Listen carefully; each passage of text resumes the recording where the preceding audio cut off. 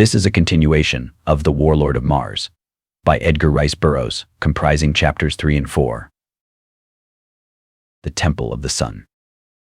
There was nothing for it now other than to fight, nor did I have any advantage as I sprang sword in hand into the corridor before the two Therns, for my untimely sneeze had warned them of my presence, and they were ready for me.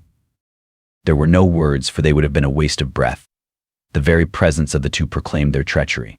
That they were following to fall upon me unawares was all too plain, and they, of course, must have known that I understood their plan. In an instant I was engaged with both, and though I loathe the very name of Thern, I must in all fairness admit that they are mighty swordsmen, and these two were no exception, unless it were that they were even more skilled and fearless than the average among their race. While it lasted, it was indeed as joyous a conflict as I ever had experienced. Twice at least I saved my breast from the mortal thrust of piercing steel only by the wondrous agility with which my earthly muscles endow me under the conditions of lesser gravity and air pressure upon Mars. Yet even so I came near to tasting death that day in the gloomy corridor beneath Mars's southern pole, for Laker played a trick upon me that in all my experience of fighting upon two planets I never before had witnessed the like of. The other Thern was engaging me at the time, and I was forcing him back, touching him here and there with my point, until he was bleeding from a dozen wounds, yet not being able to penetrate his marvelous guard to reach a vulnerable spot for the brief instant that would have been sufficient to send him to his ancestors. It was then that Laker quickly unslung a belt from his harness, and as I stepped back to parry a wicked thrust, he lashed one end of it about my left ankle so that it wound there for an instant, while he jerked suddenly upon the other end, throwing me heavily upon my back. Then, like leaping panthers, they were upon me, but they had reckoned without Woola, and before ever a blade touched me, a roaring embodiment of 1,000 demons hurtled above my prostrate form, and my loyal Martian Kalat was upon them. Imagine, if you can, a huge grizzly with 10 legs armed with mighty talons and an enormous frog-like mouth splitting his head from ear to ear, exposing 3 rows of long white tusks. Then, endow this creature of your imagination with the agility and ferocity of a half-starved Bengal tiger and the strength of a span of bulls, and you will have some faint conception of Woola in action. Before I could call him off, he had crushed Laker into a jelly with a single blow of one mighty paw, and had literally torn the other Terran to ribbons. Yet when I spoke to him sharply, he cowed sheepishly as though he had done a thing to deserve censure and chastisement. Never had I had the heart to punish Woola during the long years that had passed since that first day upon Mars, when the green jet of the Tharks had placed him on guard over me, and I had won his love and loyalty from the cruel and loveless masters of his former life. Yet I believe he would have submitted to any cruelty that I might have inflicted upon him, so wondrous was his affection for me. The diadem in the center of the circlet of gold upon the brow of Laker proclaimed him a holy Thern, while his companion, not thus adorned, was a lesser Thern, though from his harness I gleaned that he had reached the 9th cycle, which is but one below that of the holy Therns.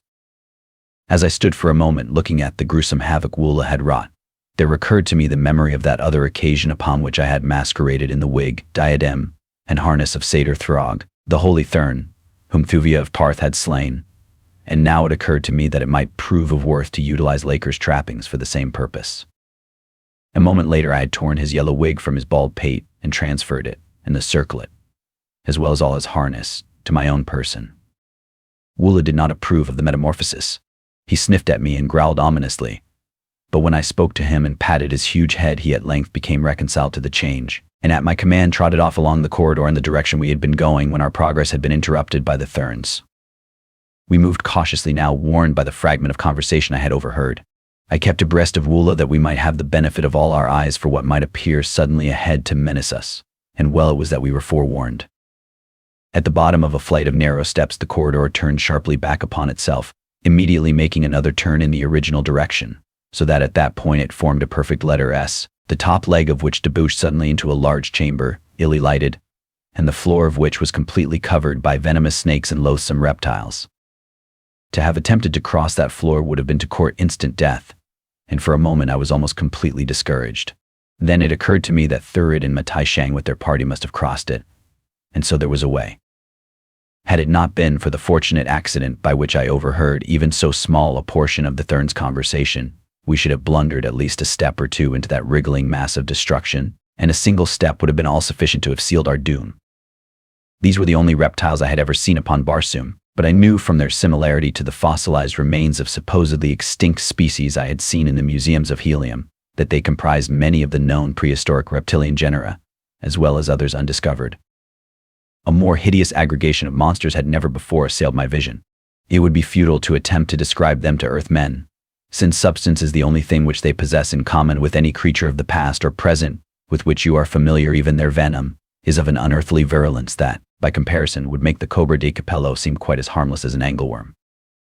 As they spied me, there was a concerted rush by those nearest the entrance where we stood, but a line of radium bulbs inset along the threshold of their chamber brought them to a sudden halt. Evidently, they dared not cross that line of light. I had been quite sure that they would not venture beyond the room in which I had discovered them, though I had not guessed at what deterred them. The simple fact that we had found no reptiles in the corridor through which we had just come was sufficient assurance that they did not venture there. I drew Woola out of harm's way, and then began a careful survey of as much of the chamber of reptiles as I could see from where I stood. As my eyes became accustomed to the dim light of its interior, I gradually made out a low gallery at the far end of the apartment, from which opened several exits. Coming as close to the threshold as I dared, I followed this gallery with my eyes, discovering that it circled the room as far as I could see. Then I glanced above me along the upper edge of the entrance to which we had come, and there, to my delight, I saw an end of the gallery not a foot above my head. In an instant I had leaped to it, and called Woola after me. Here there were no reptiles. The way was clear to the opposite side of the hideous chamber, and a moment later Woola and I dropped down to safety in the corridor beyond. Not 10 minutes later we came into a vast circular apartment of white marble, the walls of which were inlaid with gold and the strange hieroglyphics of the firstborn. From the high dome of this mighty apartment a huge circular column extended to the floor, and as I watched I saw that it slowly revolved. I had reached the base of the Temple of the Sun. Somewhere above me lay Dija Thoris, and with her were Phaedor, daughter of Madai Shang, and Thuvia of Parth. But how to reach them, now that I had found the only vulnerable spot in their mighty prison, was still a baffling riddle. Slowly I circled the great shaft, looking for a means of ingress. Partway around I found a tiny radium flash torch, and as I examined it in mild curiosity as to its presence there in this almost inaccessible and unknown spot, I came suddenly upon the insignia of the House of Thurid jewel set in its metal case. I am upon the right trail, I thought, as I slipped the bauble into the pocket pouch which hung from my harness. Then I continued my search for the entrance, which I knew must be somewhere about, nor had I long to search, for almost immediately thereafter I came upon a small door so cunningly inlaid in the shaft's base that it might have passed unnoticed by a less keen or careful observer. There was the door that would lead me within the prison, but where was the means to open it? No button or lock were visible. Again and again I went carefully over every square inch of its surface, but the most that I could find was a tiny pinhole a little above, and to the right of the door's center a pinhole that seemed only an accident of manufacture or an imperfection of material. Into this minute aperture I attempted to peer, but whether it was but a fraction of an inch deep or passed completely through the door, I could not tell. At least no light showed beyond it. I put my ear to it next and listened, but again my efforts brought negligible results. During these experiments Woola had been standing at my side gazing intently at the door, and as my glance fell upon him it occurred to me to test the correctness of my hypothesis, that this portal had been the means of ingress to the temple used by Thurid, the Black Dater, and Matai Shang, father of Therns. Turning away abruptly, I called to him to follow me. For a moment he hesitated, and then leaped after me, whining and tugging at my harness to draw me back. I walked on, however, some distance from the door before I let him have his way, that I might see precisely what he would do. Then I permitted him to lead me wherever he would. Straight back to that baffling portal he dragged me, again taking up his position facing the blank stone, gazing straight at its shining surface. For an hour I worked to solve the mystery of the combination that would open the way before me. Carefully I recalled every circumstance of my pursuit of Thurid, and my conclusion was identical with my original belief that Thurid had come this way without other assistance than his own knowledge and passed through the door that barred my progress, unaided from within. But how had he accomplished it? I recalled the incident of the Chamber of Mystery in the Golden Cliffs. That time I had freed Thuvia of Parth from the dungeon of the Therns, and she had taken a slender, needle-like key from the keyring of her dead jailer to open the door leading back into the Chamber of Mystery, where Tars Tarkas fought for his life with the great Banths. Such a tiny keyhole as now defied me had opened the way to the intricate lock in that other door. Hastily I dumped the contents of my pocket pouch upon the ground before me. Could I but find a slender bit of steel, I might yet fashion a key that would give me ingress to the temple prison. as I examined the heterogeneous collection of odds and ends that is always to be found in the pocket pouch of a Martian warrior. My hand fell upon the emblazoned radium flash torch of the Black Dater. As I was about to lay the thing aside as of no value in my present predicament, my eyes chanced upon a few strange characters roughly and freshly scratched upon the soft gold of the case. Casual curiosity prompted me to decipher them, but what I read carried no immediate meaning to my mind. There were 3 sets of characters, one below another. 3, 50T1, 1X9, 25T. For only an instant my curiosity was piqued, and then I replaced the torch in my pocket pouch, but my fingers had not unclasped from it when there rushed to my memory the recollection of the conversation between Laker and his companion when the Lesser Thurin had quoted the words of Thurid and scoffed at them. And what think you of the ridiculous matter of the light? Let the light shine with the intensity of 3 radium units for 50 tells. There was the first line of characters upon the torch's metal case, 350T. And for 1 sat, let it shine with the intensity of 1 radium unit. There was the second line, and then for 25 tails with 9 units. The formula was complete, but what did it mean? I thought I knew, and, seizing a powerful magnifying glass from the litter of my pocket pouch, I applied myself to a careful examination of the marble immediately about the hole in the door. I could have cried aloud in exultation when my scrutiny disclosed the almost invisible incrustation of particles of carbonized electrons which are thrown off by these Martian torches. It was evident that for countless ages radium torches had been applied to this pinhole, and for what purpose there could be but a single answer: the mechanism of the lock was actuated by light rays. And I, John Carter, Prince of Helium, held the combination in my hand, scratched by the hand of my enemy upon his own torch case.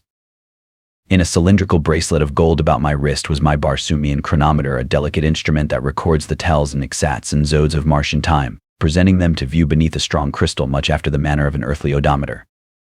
Timing my operations carefully, I held the torch to the small aperture in the door, regulating the intensity of the light by means of the thumb lever upon the side of the case. For 50 tals, I let 3 units of light shine full in the pinhole, then 1 unit for 1 sat, and for 25 tals 9 units. Those last 25 tals were the longest 25 seconds of my life. Would the lock click at the end of those seemingly interminable intervals of time? 23. 24, 25. I shut off the light with a snap. For 7 tells I waited. There had been no appreciable effect upon the lock's mechanism. Could it be that my theory was entirely wrong? Hold. Had the nervous strain resulted in a hallucination, or did the door really move? Slowly the solid stone sank noiselessly back into the wall. There was no hallucination here. Back and back it slid for 10 feet until it had disclosed at its right a narrow doorway, leading into a dark and narrow corridor that paralleled the outer wall. Scarcely was the entrance uncovered than Woola and I had leaped through. Then the door slipped quietly back into place. Down the corridor at some distance I saw the faint reflection of a light, and toward this we made our way. At the point where the light shone was a sharp turn, and a little distance beyond this a brilliantly lighted chamber. Here we discovered a spiral stairway leading up from the center of the circular room. Immediately I knew that we had reached the center of the base of the Temple of the Sun. The spiral runway led upward past the inner walls of the prison cells. Somewhere above me was Dija Thoris, unless Thurid and Matai Shang had already succeeded in stealing her. We had scarcely started up the runway when Woola suddenly displayed the wildest excitement. He leaped back and forth, snapping at my legs and harness, until I thought that he was mad. And finally, when I pushed him from me and started once more to ascend, he grasped my sword arm between his jaws and dragged me back. No amount of scolding or cuffing would suffice to make him release me, and I was entirely at the mercy of his brute strength, unless I cared to use my dagger upon him with my left hand. But, mad or no, I had not the heart to run the sharp blade into that faithful body. Down into the chamber he dragged me and across it to the side opposite that at which we had entered. Here was another doorway leading into a corridor which ran directly down a steep incline. Without a moment's hesitation, Woola jerked me along this rocky passage. Presently he stopped and released me, standing between me and the way we had come, looking up into my face as though to ask if I would now follow him voluntarily, or if he must still resort to force. Looking ruefully at the marks of his great teeth upon my bare arm, I decided to do as he seemed to wish me to do. After all, his strange instinct might be more dependable than my faulty human judgment. And well it was that I had been forced to follow him. But a short distance from the circular chamber we came suddenly into a brilliantly lighted labyrinth of crystal glass partition passages. At first I thought it was one vast, unbroken chamber, So clear and transparent were the walls of the winding corridors.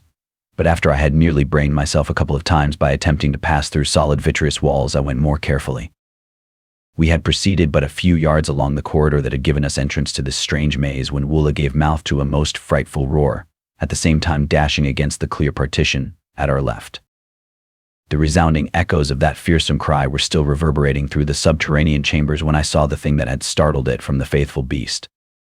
Far in the distance, dimly through the many thicknesses of intervening crystal, as in a haze that made them seem unreal and ghostly, I discerned the figures of 8 people, 3 females and 5 men. At the same instant, evidently startled by Woola's fierce cry, they halted and looked about. Then, of a sudden, one of them, a woman, held her arms out toward me, and even at that great distance I could see that her lips moved. It was Dejah, my ever-beautiful and ever-youthful princess of Helium. With her were Thuvia of Parth Pader, daughter of Matai Shang and Thurid, and the father of Therns, and the 3 lesser Therns that had accompanied them.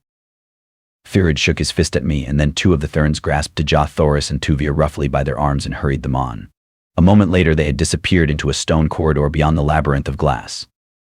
They say that love is blind, but so great a love is that of Dejah that knew me even beneath the Thern disguise I wore, and across the misty vista of that crystal maze must indeed be far from blind. The Secret Tower. I have no stomach to narrate the monotonous events of the tedious days that Woola and I spent ferreting our way across the labyrinth of glass, through the dark and devious ways beyond that led beneath the valley door, and golden cliffs to emerge at last upon the flank of the Ots Mountains, just above the Valley of Lost Souls, that pitiful purgatory peopled by the poor unfortunates who dare not continue their abandoned pilgrimage to Dor, or return to the various lands of the outer world from whence they came. Here the trail of Dejah abductors led along the mountain's base, across steep and rugged ravines by the side of appalling precipices, and sometimes out into the valley, where we found fighting aplenty with the members of the various tribes that make up the population of this vale of hopelessness. But through it all we came at last to where the way led up a narrow gorge that grew steeper and more impracticable at every step, until before us loomed a mighty fortress buried beneath the side of an overhanging cliff. Here was the secret hiding place of Matai Shang, father of Therns. Here, surrounded by a handful of the faithful, the Hekador of the ancient faith, who had once been served by millions of vassals and dependents, dispensed the spiritual words among the half-dozen nations of Barsoom that still clung tenaciously to their false and discredited religion. Darkness was just falling as we came in sight of the seemingly impregnable walls of this mountain stronghold, and lest we be seen I drew back with Woola behind a jutting granite promontory, into a clump of the hardy, purple scrub that thrives upon the barren sides of Ots. Here we lay until the quick transition from daylight to darkness had passed. Then I crept out to approach the fortress walls in search of a way within. Either through carelessness or overconfidence in the supposed inaccessibility of their hiding place, the triple-barred gate stood ajar. Beyond were a handful of guards, laughing and talking over one of their incomprehensible Barsoomian games. I saw that none of the guardsmen had been of the party that accompanied Thurid and Matai Shang, and so, relying entirely upon my disguise, I walked boldly through the gateway and up to the Thern guard. The men stopped their game and looked up at me, but there was no sign of suspicion. Similarly, they looked at Woola, growling at my heel. "Care," I said in true Martian greeting, and the warriors arose and saluted me. "I have but just found my way hither from the Golden Cliffs," I continued, "and seek audience with the Hekador, Matai Shang, father of Therns. Where may he be found?" "Follow me," said one of the guard, and turning, led me across the outer courtyard toward a second buttressed wall.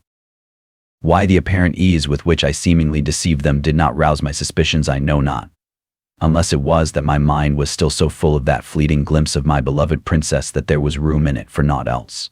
Be that as it may, the fact is that I marched buoyantly behind my guide straight into the jaws of death. Afterward I learned that Thern spies had been aware of my coming for hours before I reached the hidden fortress. The gate had been purposely left ajar to tempt me on. The guards had been schooled well in their part of the conspiracy, and I, more like a schoolboy than a seasoned warrior, ran headlong into the trap. At the far side of the outer court a narrow door let into the angle made by one of the buttresses with the wall. Here my guide produced a key and opened the way within. Then, stepping back, he motioned me to enter. "Matai Shang is in the temple court beyond," he said, and as Woola and I passed through, the fellow closed the door quickly upon us. The nasty laugh that came to my ears through the heavy planking of the door after the lock clicked was my first intimation that all was not as it should be. I found myself in a small circular chamber within the buttress. Before me a door opened, presumably, upon the inner court beyond. For a moment I hesitated, all my suspicions now suddenly, though tardily, aroused. Then, with a shrug of my shoulders, I opened the door and stepped out into the glare of torches that lighted the inner court. Directly opposite me, a massive tower rose to a height of 300 feet.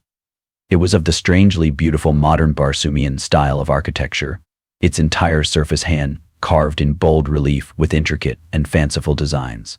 30 feet above the courtyard and overlooking it was a broad balcony.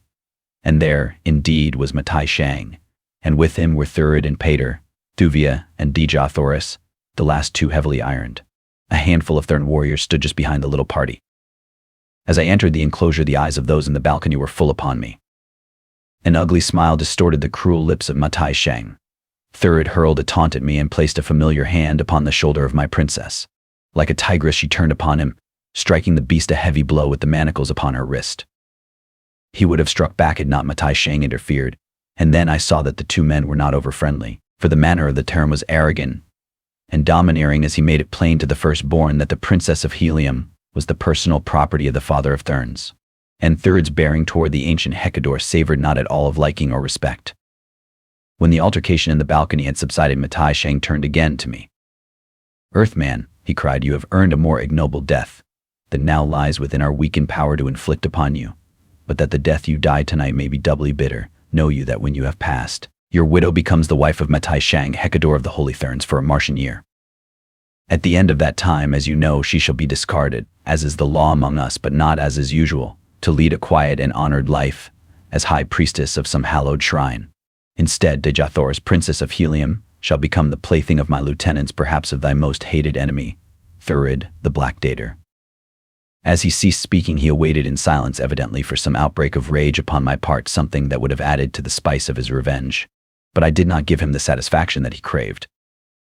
Instead, I did the one thing of all others that might rouse his anger and increase his hatred of me, for I knew that if I died, Dija Thoris, too, would find a way to die before they could heap further tortures or indignities upon her.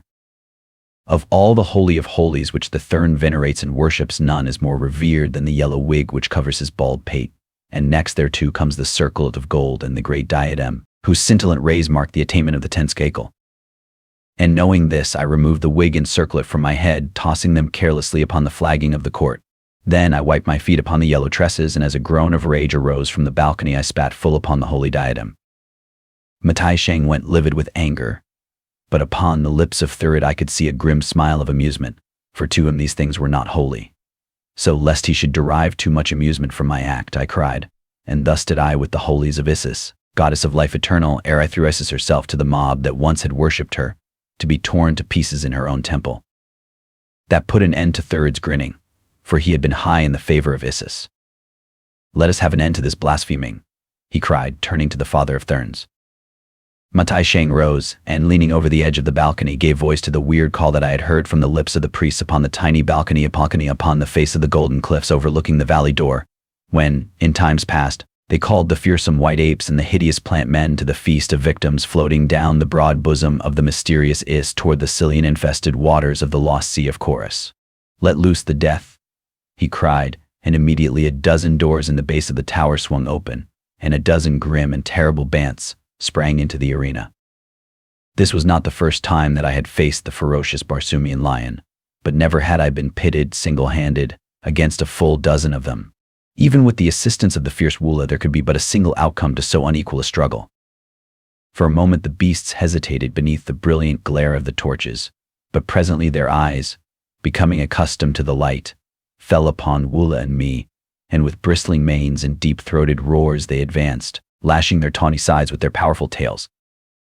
In the brief interval of life that was left me, I shot a last parting glance toward my Dija Thoris. Her beautiful face was set in an expression of horror, and as my eyes met hers, she extended both arms toward me as, struggling with the guards who now held her, she endeavored to cast herself from the balcony into the pit beneath, that she might share my death with me. Then, as the bants were about to close upon me, she turned and buried her dear face in her arms. Suddenly my attention was drawn toward Thuvia of Part. The beautiful girl was leaning far over the edge of the balcony, her eyes bright with excitement. In another instant the bants would be upon me, but I could not force my gaze from the features of the red girl, for I knew that her expression meant anything but the enjoyment of the grim tragedy that would so soon be enacted below her. There was some deeper, hidden meaning which I sought to solve. For an instant, I thought of relying on my earthly muscles and agility to escape the bants and reach the balcony, which I could easily have done, but I could not bring myself to desert the faithful Woola and leave him to die alone beneath the cruel fangs of the hungry bants. That is not the way upon Barsoom, nor was it ever the way of John Carter. Then the secret of Thuvia's excitement became apparent as from her lips there issued the purring sound I had heard once before, that time that within the golden cliffs she called the fierce bants about her and led them as a shepherdess might lead her flock of meek and harmless sheep. At the first note of that soothing sound the bants halted in their tracks, and every fierce head went high as the beasts sought the origin of the familiar call. Presently they discovered the red girl on the balcony above them, and turning, roared out their recognition and their greeting. Guards sprang to drag Thuvia away, but ere they had succeeded she had hurled a volley of commands at the listening brutes, and as one they turned and marched back into their dens. "You need not fear them now, John Carter," cried Thuvia before they could silence her. "Those bants will never harm you now, nor Woola either." It was all I cared to know. There was naught to keep me from that balcony now, and with a long, running leap I sprang far aloft until my hands grasped its lowest sill. In an instant all was wild confusion. Matai Shang shrank back. Thurid sprang forward with drawn sword to cut me down. Again Deja Thoris wielded her heavy irons and fought him back. Then Matai Shang grasped her about the waist and dragged her away through a door leading within the tower. For an instant Thurid hesitated, and then, as though fearing that the father of Thurns would escape him with the Princess of Helium, he too dashed from the balcony in their wake. Phaedra alone retained her presence of mind. 2 of the guards she ordered to bear away Thuvia of Parth. The other she commanded to remain and prevent me from following. Then she turned toward me. "John Carter," she cried, "for the last time I offer you the love of Phaedra, daughter of the holy Hecador. Accept, and your princess shall be returned to the court of her grandfather, and you shall live in peace and happiness. Refuse, and the fate that my father has threatened shall fall upon Deja Thoris. You cannot save her now, for by this time they have reached a place where even you may not follow. Refuse, and naught can save you, for though the way to the last stronghold of the holy Thurns was made easy for you, the way hence hath been made impossible. What say you?" "You knew my answer, Phaedra," I replied, "before ever you spoke. Make way," I cried to the guards, for John Carter, Prince of Helium, would pass. With that I leaped over the low baluster that surrounded the balcony, and with drawn long sword faced my enemies. There were 3 of them, but Phaedra must have guessed what the outcome of the battle would be, for she turned and fled from the balcony the moment she saw that I would have none of her proposition. The 3 guardsmen did not wait for my attack. Instead, they rushed me, the 3 of them simultaneously, and it was that which gave me an advantage, for they fouled one another in the narrow precincts of the balcony, so that the foremost of them stumbled full upon my blade at the first onslaught. The red stain upon my point roused to its full the old blood lust of the fighting man that has ever been so strong within my breast, so that my blade flew through the air with a swiftness and deadly accuracy that threw the 2 remaining Thurns into wild despair. When at last the sharp steel found the heart of one of them, the other turned to flee, and, guessing that his steps would lead him along the way taken by those I sought, I let him keep ever far enough ahead to think that he was safely escaping my sword. Through several inner chambers he raced until he came to a spiral runway. Up this he dashed, I in close pursuit. At the upper end we came out into a small chamber, the walls of which were blank, except for a single window overlooking the slopes of Otz and the valley of lost souls beyond. Here the fellow tore frantically at what appeared to be but a piece of the blank wall opposite the single window. In an instant I guessed that it was a secret exit from the room, and so I paused that he might have an opportunity to negotiate it, for I cared nothing to take the life of this poor servitor. All I craved was a clear road in pursuit of Deja Thoris, my long-lost princess. But try as he would, the panel would yield neither to cunning nor force, so that eventually he gave it up and turned to face me. "Go thy way, Thurn," I said to him, pointing toward the entrance to the runway up which we had but just come. "I have no quarrel with you, nor do I crave your life. Go." For answer he sprang upon me with his sword, and so suddenly at that I was like to have gone down before his first rush. So there was nothing for it but to give him what he sought, and that as quickly as might be, that I might not be delayed too long in this chamber while Matai Shang and Thurid made way with Deja Thoris and Thuvia of Part. The fellow was a clever swordsman, resourceful and extremely tricky. In fact, he seemed never to have heard that there existed such a thing as a code of honor, for he repeatedly outraged a dozen Barsoomian fighting customs that an honorable man would rather die than ignore. He even went so far as to snatch his holy wig from his head and throw it in my face, so as to blind me for a moment while he thrust at my unprotected breast. When he thrust, however, I was not there, for I had fought with thorns before, and while none had ever resorted to precisely that same expedient, I knew them to be the least honorable and most treacherous fighters upon Mars, and so was ever on the alert for some new and devilish subterfuge when I was engaged with one of their race. But at length he overdid the thing, for drawing his short sword he hurled it, javelin-wise at my body, at the same instant rushing upon me with his long sword. A single sweeping circle of my own blade caught the flying weapon and hurled it clattering against the far wall. And then, as I sidestepped my antagonist's impetuous rush, I let him have my point full in the stomach as he hurtled by. Clear to the hilt my weapon passed through his body, and with a frightful shriek he sank to the floor, dead. Halting only for the brief instant that was required to wrench my sword from the carcass of my late antagonist, I sprang across the chamber to the blank wall beyond, through which the thurn had attempted to pass. Here I sought for the secret of its lock, but all to no avail. In despair I tried to force the thing, but the cold, unyielding stone might well have laughed at my futile, puny endeavors. In fact, I could have sworn that I caught the faint suggestion of taunting laughter from beyond the baffling panel. In disgust I desisted from my useless efforts and stepped to the chamber's single window. The slopes of Aughts in the distant Valley of Lost Souls held nothing to compel my interest then, but towering far above me, the tower's wall riveted my keenest attention. Somewhere within that massive pile was Dejah Thoris. Above me I could see windows. There, possibly, lay the only way by which I could reach her. The risk was great, but not too great when the fate of a world's most wondrous woman was at stake. I glanced below. 100 feet beneath lay jagged granite boulders, at the brink of a frightful chasm, upon which the tower abutted, and if not upon the boulders, then at the chasm's bottom, lay death should a foot slip but once, or clutching fingers loose their hold for the fraction of an instant. But there was no other way, and with a shrug which I must admit was half shudder, I stepped to the window's outer sill and began my perilous ascent. To my dismay I found that, unlike the ornamentation upon most heliometic structures, the edges of the carvings were quite generally rounded, so that at best my every hold was most precarious. 50 feet above me commenced a series of projecting cylindrical stones some 6 inches in diameter. These apparently circled the tower at 6-foot intervals in bands 6 feet apart, and as each stone cylinder protruded some 4 or 5 inches beyond the surface of the other ornamentation, they presented a comparatively easy mode of ascent could I but reach them. Laboriously I climbed toward them by way of some windows which lay below them, for I hoped that I might find ingress to the tower through one of these, and thence an easier avenue along which to prosecute my search.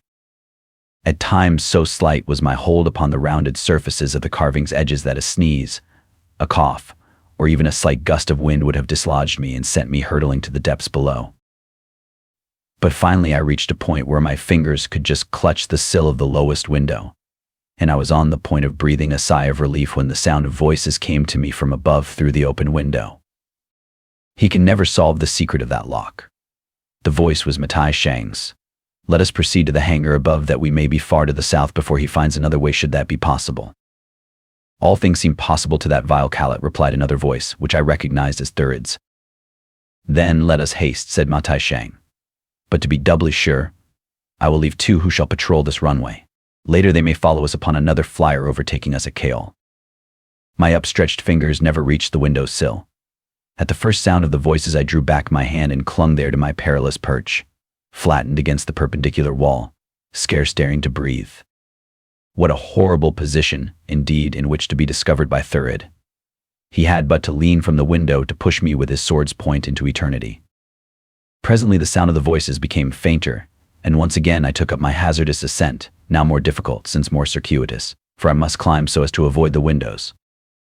Matai Shang's reference to the hangar and the flyers indicated that my destination lay nothing short of the roof of the tower, and toward this seemingly distant goal I set my face. The most difficult and dangerous part of the journey was accomplished at last, and it was with relief that I felt my fingers close about the lowest of the stone cylinders. It is true that these projections were too far apart to make the balance of the ascent anything of a sinecure, but I at least had always within my reach a point of safety to which I might cling in case of accident.